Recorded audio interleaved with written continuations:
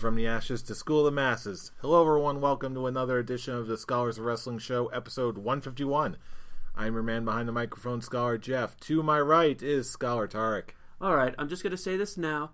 The night we recorded this is 3/16, so happy Steve Austin Day. Happy Steve Austin Day. Oh, hell yeah. What?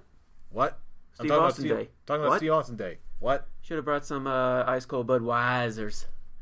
Yeah. Or, what is Stone Cold beer called? Steve Weisers. Steve Weisers, of course. What kind of... But wait, is that really what his line of beer is that you... No, that's just what they called... Isn't it like that's the just Broken what they Skull call Ranch beer? Yes. El Segundo Breweries Broken Skull IPA, which I believe is still available now by mail order. I still remember having that one drink, one earlier episode, Once Upon a Time. Yes, I wish I could remember what that's called. I'm going to have to go into our archive and find out. But anyway, it's a whole new week. As of the day of this recording, it's 3/16, March 16th. The road to WrestleMania is still going long. Yes, and that means we're closer than ever. But first, before we get into this week in wrestling, we got to do a little bit of backstage news. Indeed. Let's just go ahead and peek behind that curtain and check in on a little backstage news. Thank you, non-Brian. For the not meh. But anyway, yes, Brian is out on assignment, so we're picking up his slack. In the meantime, we've got a little bit of backstage news. The latest of today, just announced as of the day of this recording. What? The person who's going to be inducting Kurt Angle into the Hall of Fame is John Cena. Had to do it. I'm actually not against this. Yeah, after hearing the logic and understanding that Angle was Cena's first opponent in WWE, at least on the main roster, I'm surprisingly okay with this. It makes a lot of sense. It really does, and there was only one other name I can think of to induct Kurt Angle, and that was Stephanie McMahon because of his and her history in the business, which would be interesting when he quote-unquote returns as the new GM of Raw, which it's heading that way. It really is heading that way, and I really hope they just pick up where they left off, where it's like, oh yeah, Triple H and Kurt Angle come to face. Hey, I remember the time you made out with my wife, so I got my eye on you. Callbacks. Continuity. Boom. Yeah, and unfortunately that's probably the same reason why WWE won't acknowledge it again. I was like, wait, because they suck at it. Nudge. Yes, I get it. Hashtag revisionist history. But in all seriousness, I really do like this pick for Kurt Angle, and I do too. Yeah, because in a lot of ways, it was really Kurt Angle that gave Cena his start in the company. Yes, it was. At least on the main roster. So, for me, it works. Good on you, Cena. Good on you, Angle. So far, this is working out just fine. And speaking of working out just fine, I remember a while back, we were talking about AJ Lee's book coming out. Yes. And we were wondering if there was going to be a book signing at a little hot spot near the East Coast where we are. See if she was going to be doing an autograph signing or a book signing. Well, it turns out she is. Really? Yes, she is.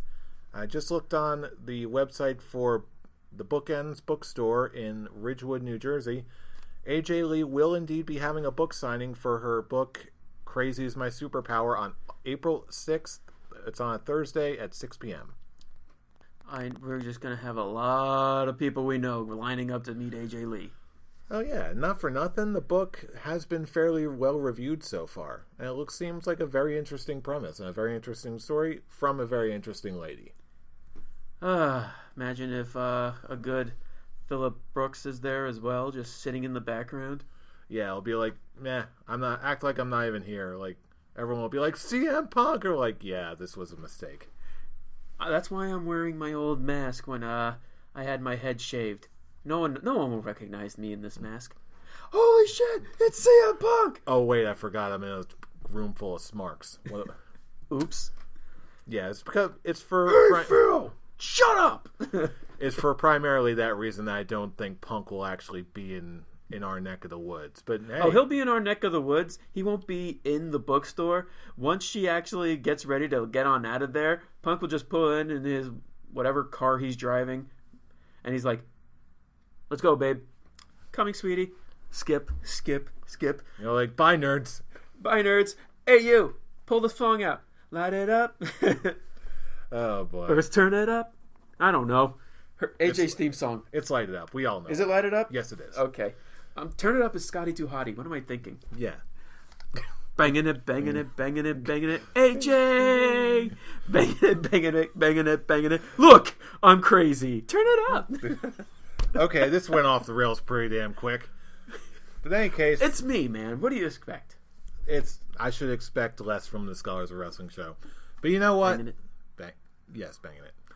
But either way, hopefully we can all get out to see AJ Lee when she's in our neck of the woods, and hopefully we'll get a good book too. April 6th, huh? April 6th, Thursday, April 6th at 6 p.m. at Bookends in Ridgewood. We're going to be bragging about that. Be there. Hell, we're going to be bragging about that episode. Oh, heck yeah. It's like we'll just do the signing and then come straight here and record after that. It's like, okay. And then we'll probably rub it in Brian's face because he's still working before he gets here. Nah, phooey. You're right. Yes, I know I'm right. Mm-hmm. He's like, oh, it's too bad you couldn't be there, Brian, to have this AJ signed book.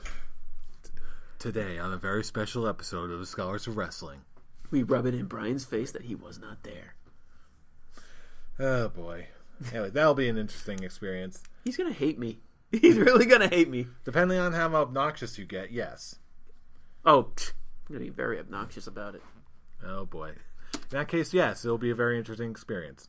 But first, we have This Week in Wrestling to get through. Let's talk about both Raw and SmackDown Live. Raw versus SmackDown Live. SmackDown Mall. Diggity dog. You know what? Don't even say SmackDown Mall or anything. As soon as I say SmackDown Live, just pull in the music. Diggity dog. Get into it, editing department. Anyway, first, we've got Monday Night Raw. And the one big thing I did not expect out of this week's Raw was to see an appearance from Shawn Michaels, of all people. That really is the big highlight that came out of this week. Oh, because first, Roman Reigns had his match with the most random of wrestlers, Jinder Mahal, because, wrestling. Wrestling happens sometimes. It was a quick match. Undertaker's gong hit distracted Roman Reigns for a minute. Had Jinder get the upper hand, which only stupid people would think that he actually could gain a victory over Roman Reigns, because, yeah, right. LOL Roman. LOL Roman. Eat you alive. I've got my own thoughts on this whole situation in a moment, but continue. And with Shawn Michaels, yeah, I was not expecting that at all. But it really fits perfectly considering it was Undertaker who retired him, Mr. WrestleMania. It just makes perfect sense.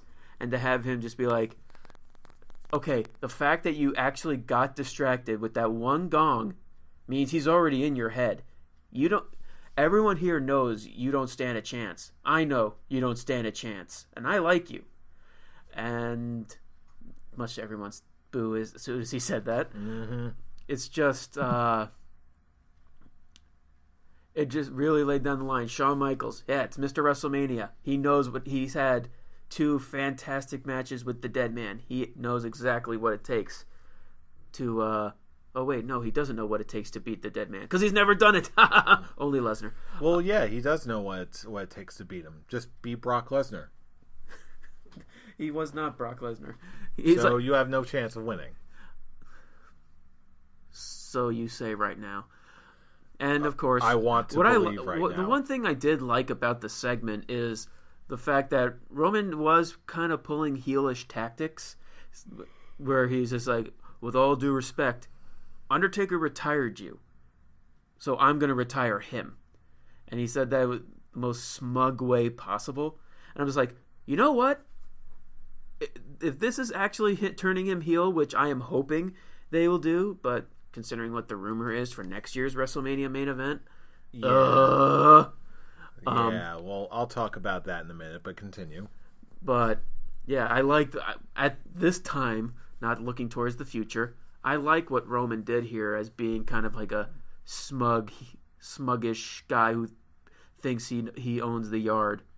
And then, of course, as he's walking away, out comes Braun, just running him down. And seriously, that bump looked like it hurt.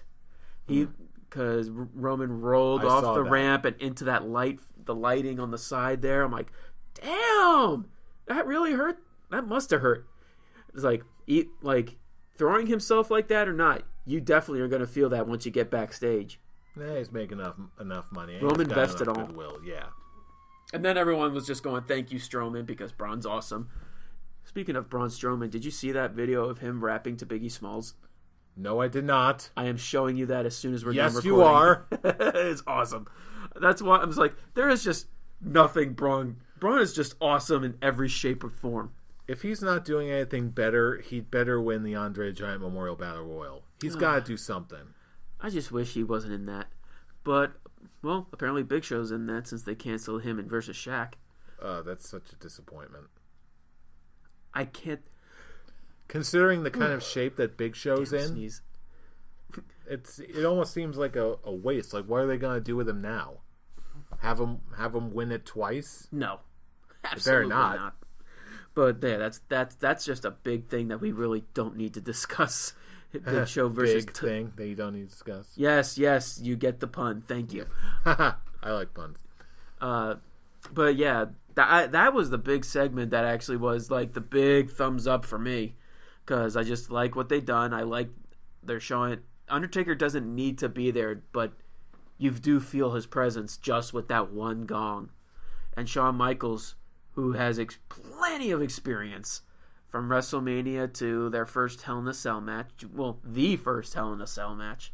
Long history of rivalry there. And of course, Braun's just like, yeah, I'm still here, bitch. I'm just going to eat you. So now we have another singles match between Braun and Roman for next week.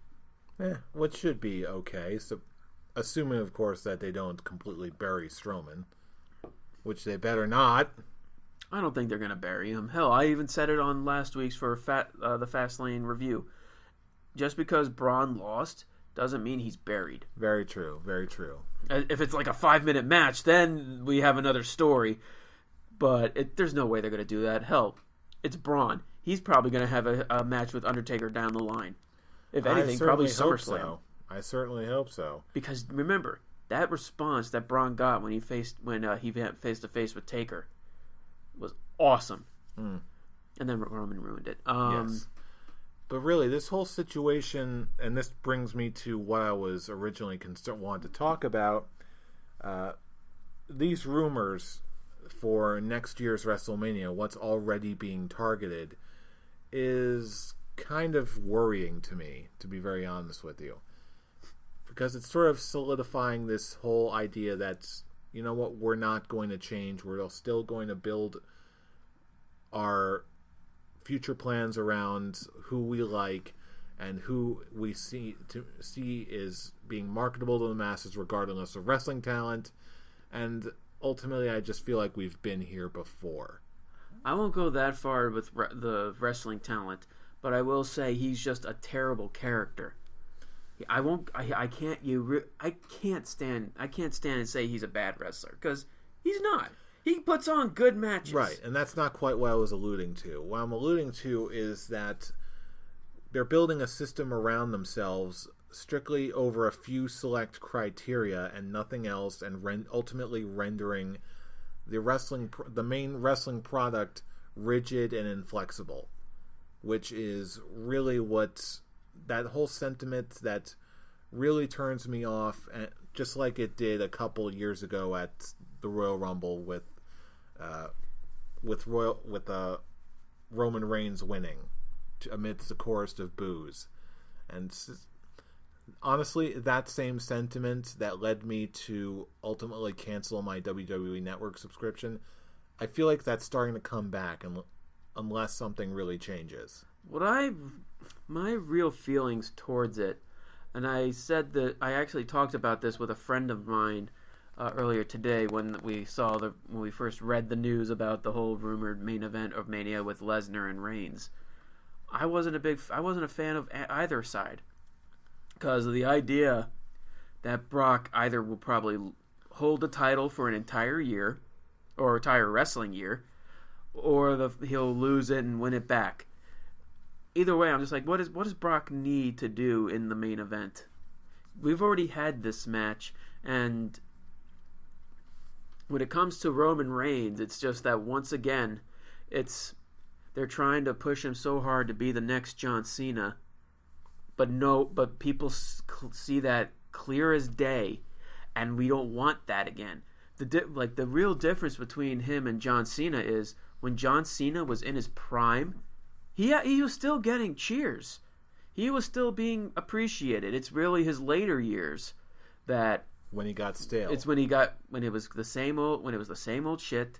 Everyone was booing him. They wanted a character change and never got it. With Roman Reigns' case, he's done so much in so little time. He's not even close to being in his prime.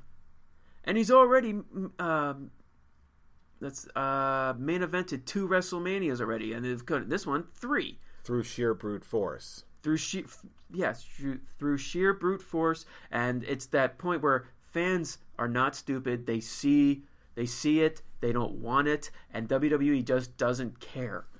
And that's my primary problem with this whole scenario. If they do something different with Reigns and have him be a good heel, then I want to see where they go from here, because they'll probably have him as that strong heel. There's no way in hell they would make him a cowardly heel. No way. Like, hey, if they did something like that and actually capitalized on all the heat he's getting, then maybe that would be impressive. It's like, why do you think Braun Strowman is so popular? He's a strong, dominant heel. He's never done anything cowardly. He's a big old force of nature. Yeah, and if they did something similar with that with Roman, he'd get over. He would get over, and it's have Roman be himself, not what WWE wants him to be, because it's not working. It's not connecting. He's not going to be that guy that goes to so many charities, who's going to show up on TV shows, be some stupid internet celebrity's fake dad. That's right. I'm calling you out, Cena, being dad of Fred. Wow, I haven't thought about that in a long time. He hosted the Kids' Choice Awards. It had to come back. Oh wow. Well, I didn't watch it because duh. But either way, here's my main point. I hope that's the direction it all goes, where they ultimately turn Roman Reigns heel. They do something fresh and new with him. They actually make good use of him instead of just keeping on this path come hell or high water, damn it. Well, considering if this is the main event that's going to be for next year's WrestleMania, I doubt it.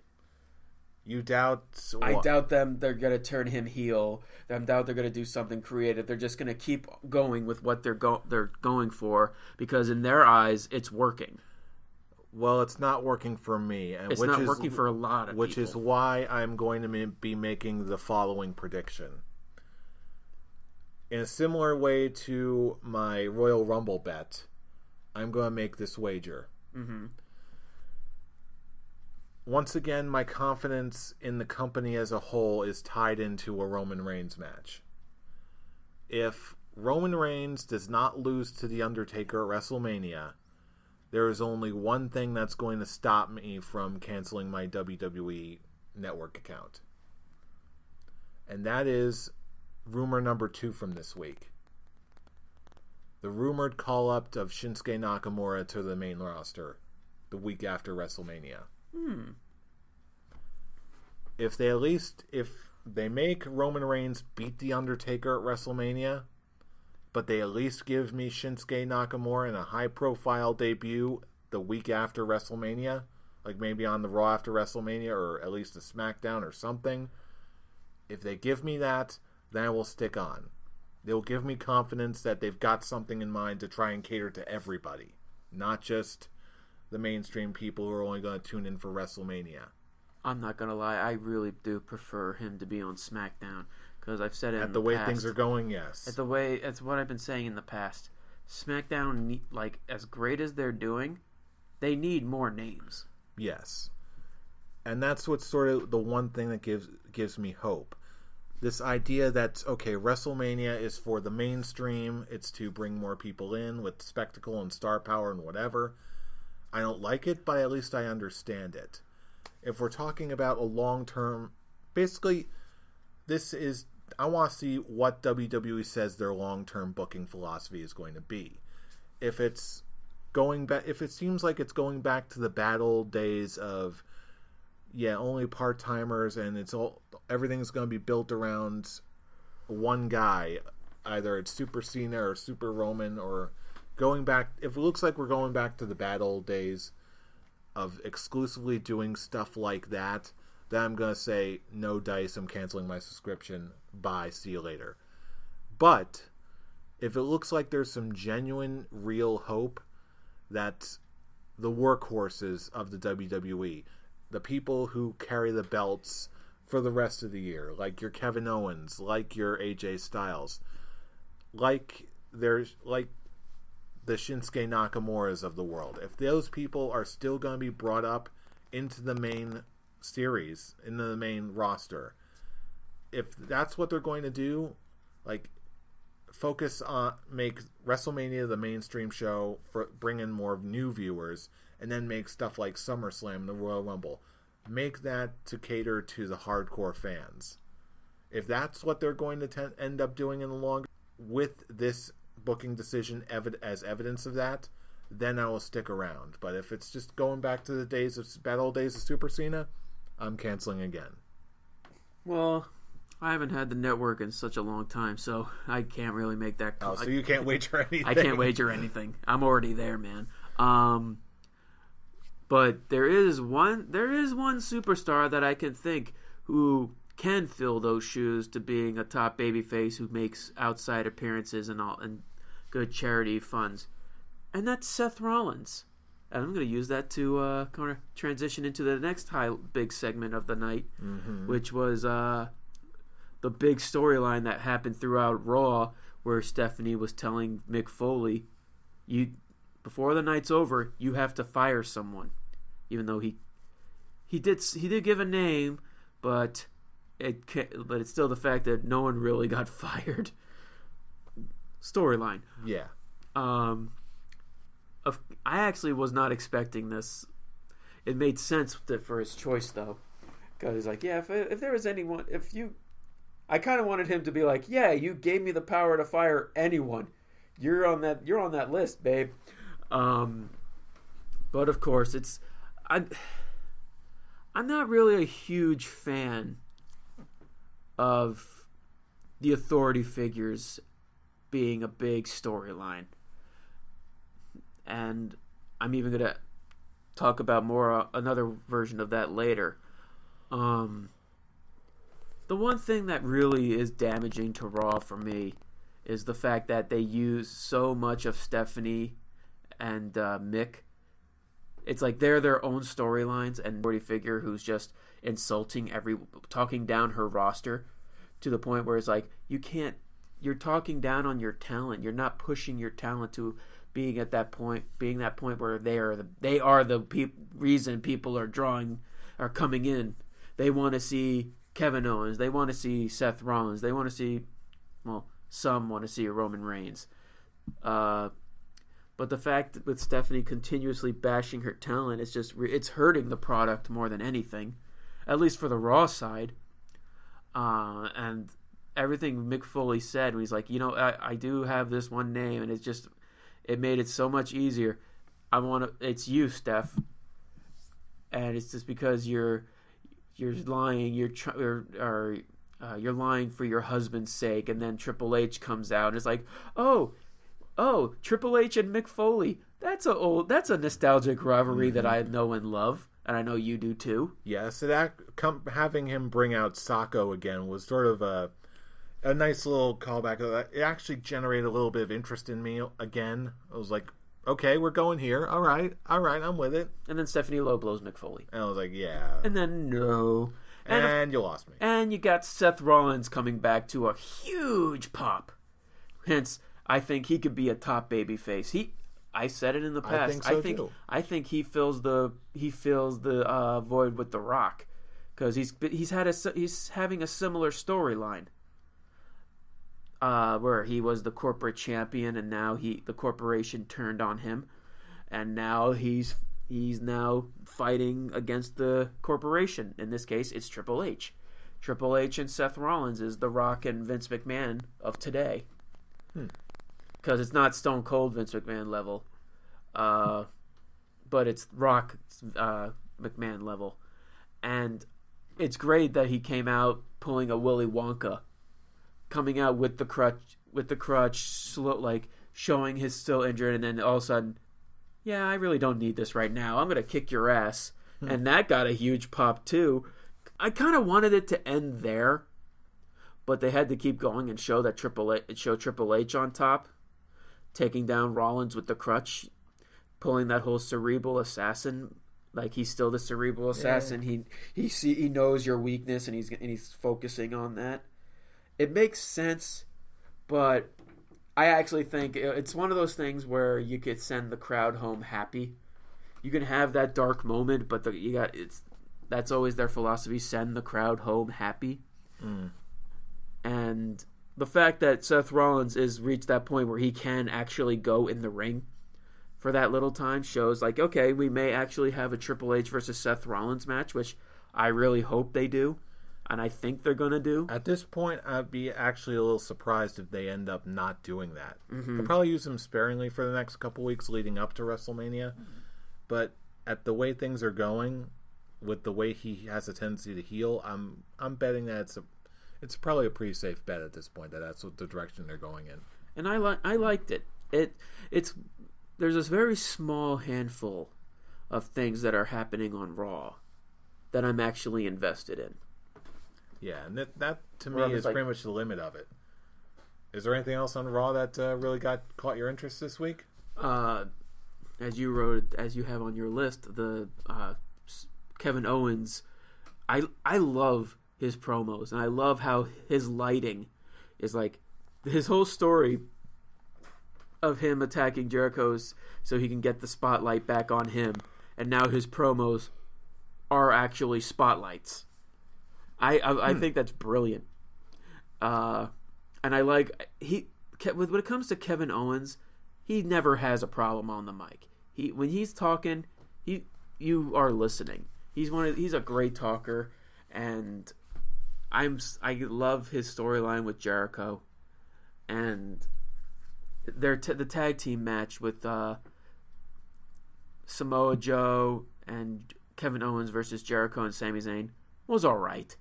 There was good handful of non-clean finishes. Yeah, there were a little too much for my taste. This match included. And that's the thing with Raw these last few weeks or last couple of months, really. When comes to their pay-per-views, there are a lot of matches that are just have questionable finishes. And again, sometimes you'll get a Raw like that, and it happens I understand that. But in this particular case, and even then, no matter when it happens, it just never sits well with me. It doesn't sit well with me either, because I like having definitive finishes to storylines, and I hope they have that for WrestleMania. I mean, if they don't, they're stupid. Yeah, they've got to for WrestleMania. I like what they're going. I like the brutality that Owens and Joe have. They are a tough force. Yeah, and I like that it's not a personal thing. It's a professional. They're not friends. They're just business associates for Triple H. I really do like it. I dig it too. But for me, spoiler alert, I still did like SmackDown more this week. Well, those are the only real highlight things. Those are real. That and maybe Paul Heyman's promo with Brock Lesnar saying he's going to take out Goldberg, because when does Paul Heyman not have a bad promo? Yeah, it's like saying water is wet or the sky is blue. Yeah, and that was it's really... just where it comes with the territory. It's not shocking or new anymore. Right now, those are the only things that actually got me interested in Raw. The women's division, I couldn't care less at all. I hate it. I wish Brian was here so I can say his favorite wrestler, Dana Brooke, turned on Charlotte, which, yay, in hindsight is just like, yeah, there goes your career, Dana Brooke, because no one's going to give a shit about you, heel or face. They're not cheering because you turned face. They're cheering because you're attacking Charlotte. Yeah, your career's done. You're not going to do anything relevant now. Oh boy. Bailey is being booked like a heel, even though she's the face, and she's kind of conflicted with her actions, and it just makes her look like a complete idiot. Nia Jax, another dusty finish with Nia Jax taking down Bailey, which is like, oh yeah, Nia Jax can beat people up because she's a big woman. That qualifies her to be in the women's title match at Mania. Whoop-de frickin' do. That's something Brian and I talked about last week. It's like, yeah, beating people up is one thing, but you have to win. And having a quick roll-up with Sasha Banks does not do that, you stupid idiot. But she's big. No. That doesn't do anything for me. But she's big. She sucks. She's large. She's not a good wrestler. Tell that to Vince. Yeah, right. The women's division sucks. Oh, the tag team division sucks. Even though Cesaro's a part of it. The club was being made to look like complete idiots. Like, getting completely bitched by Roman Reigns a couple weeks ago, and now taking down Enzo and Cass and Cesaro and Sheamus with another dirty finish. And they think because of that, they're not going to get opponents for WrestleMania. That's stupid. Have they not known about the history when stupid finishes like that lead to multi-man matches? They're being booked to look like complete idiots. The New Day even though they're still great on the mic, their segments are completely useless because everyone wants to see a Titus O'Neil versus Big Show match. We need to talk about Big Show WWE Jetsons movie because Do we really need to talk about that? No, I'm just going through all the things I didn't like in one fell swoop. All right. Before we go on to SmackDown, because for a second there, I thought you were serious. It's like, let's take a moment and talk about that, shall we? I really want to start a chant the next time I go to a Raw show and just do it like hashtag What's the point? Cause make a sign out of it. Yeah, hashtag What's the point? And like if you're with the Big Show and Titus O'Neil, you just do a chant. What's the point? What's the point? What's the point? Get on that internet. No one's gonna do that. Sadly, right now. And that's really it. When it comes to the lower card, there is nothing going on. They're not focused. They're not putting enough attention and time into it to a point where they don't care. You can obviously tell they don't care. So if they don't care, why do we care? And that actually goes with both shows. Yeah, at least SmackDown for a few different reasons. For me personally, at least that it seemed like the show had more to say. I agree. Yes. And then we'll do that to transition right over to SmackDown Live. SmackDown Live. And yeah, let's get right to it. We got this segment with Bray Wyatt and Randy Orton, which was legitimately unsettling. I knew you were going to be unsettled with what Bray Wyatt did. As soon as I saw this segment, I'm like, Jeff's going to feel very uncomfortable with this. I can tell. Yes. Because I remember the one promo he did a while back, and it reached that point where you got a little uncomfortable with it. And it's something similar to what he did now. Yeah, it's just, again, I get what he was going for. Again, sort of going and spreading the ashes of Sister Abigail and all that, and it's like, Like, it definitely got the creepy factor going. I just, from strictly a wrestling booking standpoint, I have to ask myself the question of, once again, like so many other WrestleMania storyline threads going into the main show, is this going to pay off? I hope so. Like, is he going to do this whole, baptism in the ashes of Sister Abigail, man, follow the buzzard, screaming, and then he just ends up losing to Randy Orton again. It's just so, like, Bray Wyatt should not lose. And I'm not just saying that because he's a Wyatt fan. I'm a Wyatt fan, which I am. It's just looking at this storyline throughout the beginning, it's Randy Orton right now, he's the heel. As much as people still cheer him because he's Randy Orton, he's the heel. He tricked Bray Wyatt into joining him. He basically destroyed the family from the inside, and he burned the man's house down. He basically is destroying Bray Wyatt's life, and to have this whole thing, it's like Bray Wyatt will get his redemption. Nope, he loses. If he just loses, it's just like, really? The heel? It's the best way I can put it, analogy-wise, this would be the repeat of the Booker T storyline with Triple H. You know what? I can see where you're going for. Where the face, he's being booked to look like not really look like, but against him, and this would be the redeeming factor. And I see this as Bray Wyatt's face turn. I really hope that's what they're going for. As a matter of fact, I'm even going to amend my WrestleMania bet. Bray Wyatt is going to be my third gatekeeper for my WWE Network subscription. And if Undertaker, Bray Wyatt, and Nakamura all fail me, then bye-bye. It's nothing against Randy Orton, because he's doing his job right. I like Randy Orton. Yes. And like I said, he's doing his job right as the good heel, and because he wants this, he's doing this storyline to put Bray Wyatt over because he really likes Bray Wyatt. To see him just be like, okay, this is to put him over, but I'm still going to beat him for the title at Mania. It'll just How does that put him over? How does that put him over? And once again, I'm going to hashtag, what's the point? And that's the exact problem that's catching my ire at the moment. It's the overall booking philosophy that I do not like.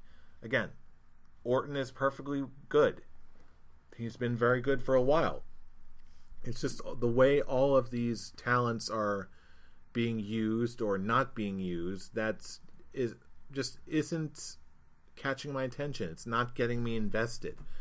And if they're not getting me invested and this whole bizarre booking philosophy is going in the direction it seems to be, then I do not have the inclination as a consumer of the product to continue. Well, the real thing I could say is, like, I'm invested with storylines going on both Raw and SmackDown, preferably SmackDown because they're the more intriguing storylines. I am invested.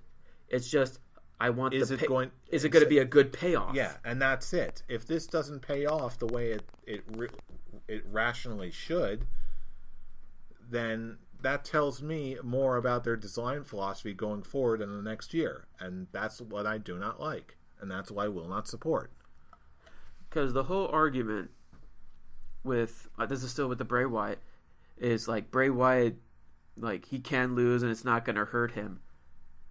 I feel like in this particular case it would.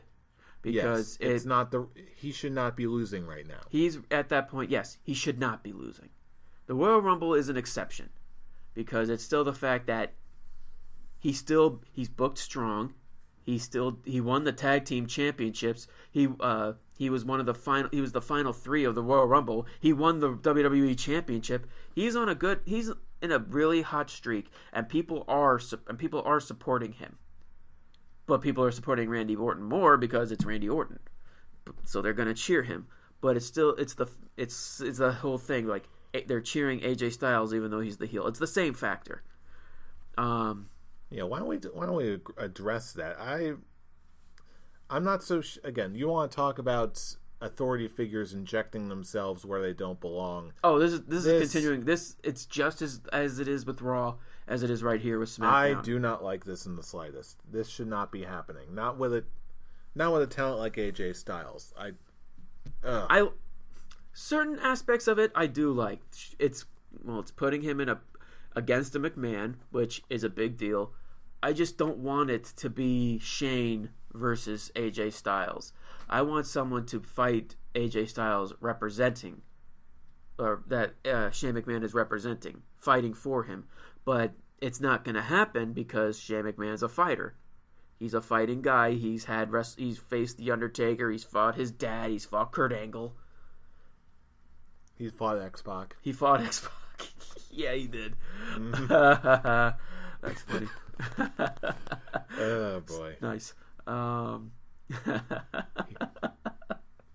was a good one. Fighting round the world. That was a good one. I got a golf clap that one. Oh, boy. But yeah, it's that point. It's the same argument. I like Shane McMahon. He actually is. Him and Daniel Bryan are actually doing what they should be doing, is being authority figures, and not just having storylines about them. They're just, something's going on. They come in. I'm the authority figure. This is how things are going to go. Thank you. Have a nice day. And that's just not because of Foley, though part of it is. Yeah. The fact that they're having one thing. Stephanie and Mick are having their own feud going on, and now Shane McMahon's inserting himself into a feud with AJ Styles. It does give him something to do, but it's still the same argument. Like, dude, you don't need to have the authority figures be in matches or involved in storylines. Just be the authority figures. Come in every now and then. I said in the past, I would love the idea of that every week it's Daniel Bryan and Mick Foley showing up, and then rarely the McMahons show up because they're the bosses, like the real boss. Yeah, it makes it more special. It makes their appearance more be special. Around. Exactly. But the fact, one thing, Stephanie's showing up every week. Shane is not, now because it's WrestleMania and now they have a feud going on, he has been showing up more recently, but before that, when the brand split officially happened, he wasn't around. He wasn't shown that much, and that's why the authority figure thing worked. But now it's just he has to be in a match. Apparently, it's because it's WrestleMania and whatever. At least it's one of their high-profile matches. At least he's not thrown into the Andre the Giant Memorial Battle Royal. He actually is involved with a big storyline with. As much as we are against it because it's an authority figure, Shane McMahon is a big name. Yeah, it still feels like a waste. There's two heads to that one. Yeah, it's good and it's bad. Yeah, again, this could go either way. This isn't again. I'm sure I'll go into this much more long form when we end up doing our predictions for this year's WrestleMania, but. Again, it all comes down to what is the payoff going to be. Mm-hmm. Is the payoff going to be worth it, and is it worth me watching in the longer term? But again, I've stood on that soapbox long enough. Those are my thoughts as of right now. We'll certainly see how it goes.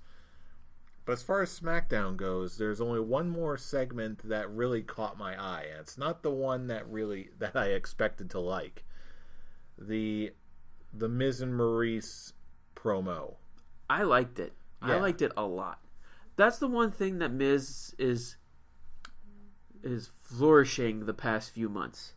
The fact when he's on the mic and everything he says is a big deal. When it came to him being the Intercontinental champion in that segment with Daniel Bryan on Talking Smack, his segment on Talking Smack last week. About him and about John Cena, and now this week with Maurice and Nikki Bella. What I love about this is that when you hear Maurice and the Miz's arguments, you can look at it and be like, it makes sense. Yeah, you guys are actually making very valid points, and I hate Nikki Bella and John Cena together. It's like because my despise for Nikki Bella, and just like. John Cena wins, LOL. I really hope, because of all the times they keep saying that it's because Miz and Maurice are married, that they're the better couple, if they end their feud at Mania with them beating Miz and Maurice and John Cena proposing to Nikki Bella. I was about to ask you, do you think that's actually might happen? I think it will. I'm thinking it will too. And oh my God, it's just like, I just think that is the most cliched thing ever. Because it's just one thing. It's like, you're kind of proving their point. Does it have to be a WrestleMania that they propose? Well, considering that John Cena seems like one of those people who's sort of married to the business, I can see him wanting to do that. It's just the proving Miz and Maryse's point. It's like they're only fake. It's because it's them doing it at WrestleMania to have a WrestleMania moment, not because they're in love. Well, this is John Cena we're talking about. Yeah, and it's just very cliche. And I was like, are they really trying so hard to make John Cena and Nikki Bella the Macho Man Randy Savage and Miss Elizabeth of today? Because when you look at Miss Elizabeth and Randy Savage, that's real. They may have done stuff in the ring, but you can tell when they're being real. Honestly, I don't even think this is so much a booking decision, but traditionally wise, I honestly think if that's the route they're going to go, I imagine that it's going to be John Cena going up to Vince like, okay, I want to propose to Nikki. Let's set up this match, and this is how I want to do it. It's going to be entirely power play on John Cena's part and completely self-indulgent.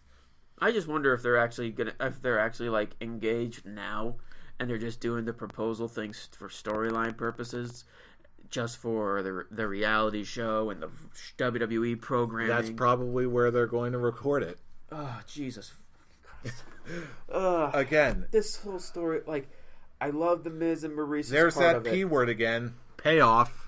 It's just like, it's just because I hate Nikki Bella so much. Every time now, it's like, just when I was actually at one point actually getting used to her, I was warming up to her, and then it's just like, yep, never mind. She's John Cena.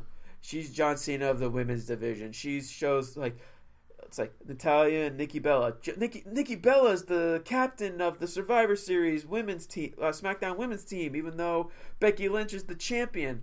And Charlotte being the champion, she's the captain. Because, logic. I hate it. I just like, that's it. I hate you again. You are poison to my TV. And it just doesn't feel real to me.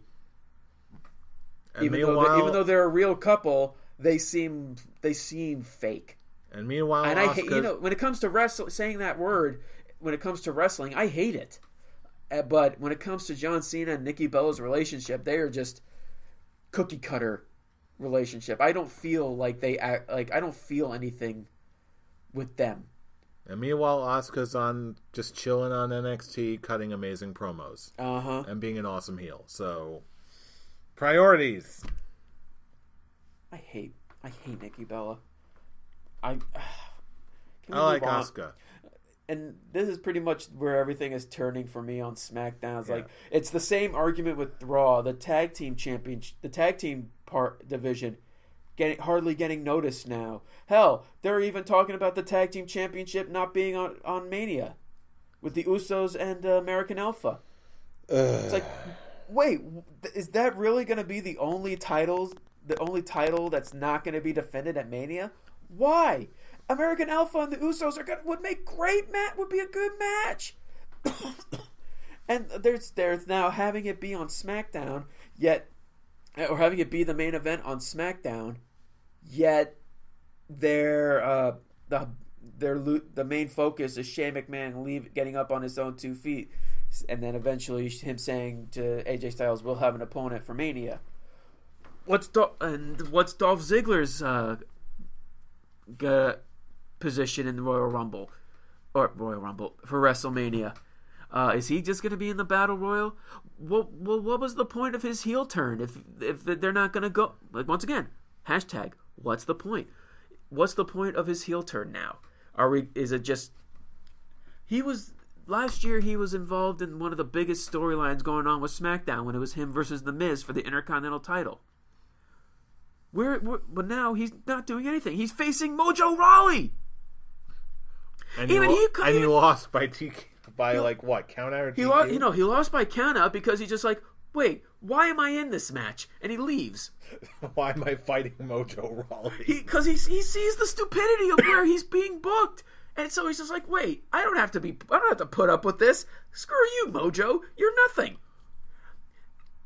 Oh my God. It's just, first Apollo Crews, then Kalisto, now Mojo. So what you're saying is he really wasn't hype about the match? Shut up. Well, it seems like he wasn't. Stop. He wasn't hype. Jesus Christ. Facepalm. Hey, I'm trying here. I'm really trying. God, you're getting out of me. Well, that's only because I'm talking about Mojo. The women's division, it's good, but it's not great. I mean, Alexa Bliss losing to Mickie James. Okay. That was It was a good match. The women's matches on SmackDown were really good. Yet Carmella has to show up because her and James Ellsworth are must-see TV. Yeah, because she actually stands a chance of being in the women winning the title. I said it last week with Brian when it was Ellsworth and Carmella versus Cena and Nikki Bella. The best thing that actually happened on that was when James Ellsworth introduced Carmella and she came out. She didn't get boos.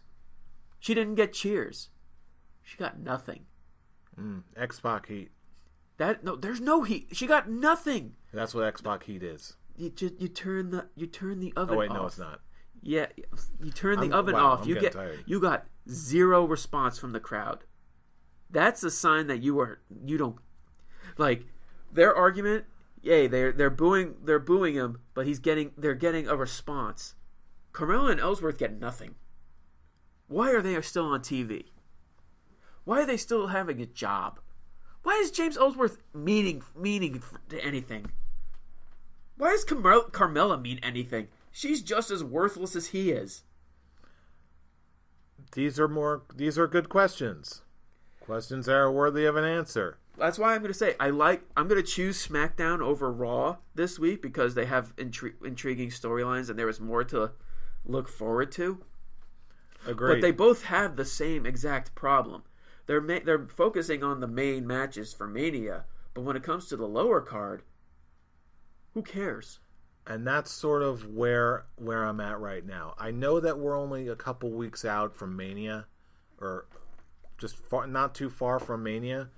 So there's still time for stuff to be built up and context to be added and reasons to care. But again, I'm used to this feeling in the weeks leading up to WrestleMania. So at least for the time being, there's still some hope left. Not a lot, not a big pile of hope, but there is some hope. Regardless of the amount of hope you may or may not have, we're still on the road to WrestleMania. Time will keep marching on. The show is still a lock. Now we just sit back and see where it all goes. I just really hope that one day we can get another WrestleMania 17. It's got, by sheer law of averages and the amount of talent that they've got, it's got to happen eventually. We didn't know WrestleMania 17 was going to happen the way it did until it actually happened. The hype was big, but there's always been matches with lots of hype behind them before. But in this case, the show as a whole, it delivered. I just hope that, well, I'm not going to hope. I know for a fact that this WrestleMania is going to be better than last year's WrestleMania.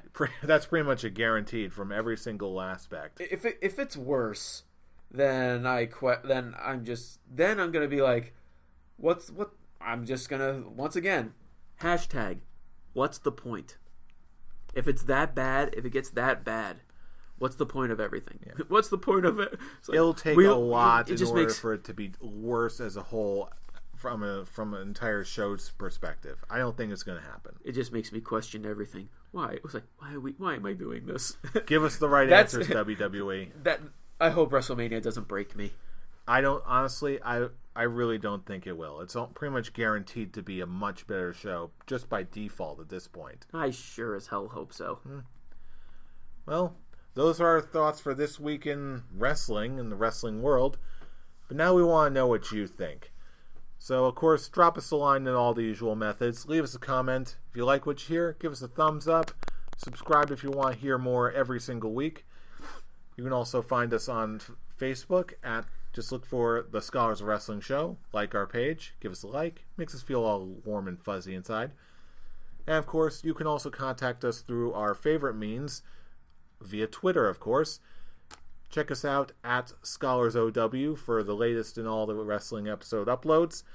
And, of course, you can also find us on our main Twitter machines, our own personal accounts, for running commentary on all Raws, Smackdowns, wrestling shows, NXTs, pay-per-views, whatever else we come across. Fool, where can they reach you? You can reach me at theAvataric. You can reach Scholar Brian at Atomic Beanpole.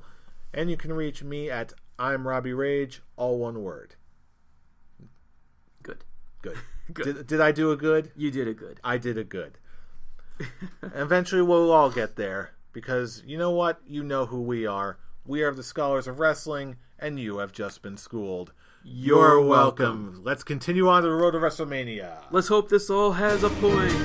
Yay.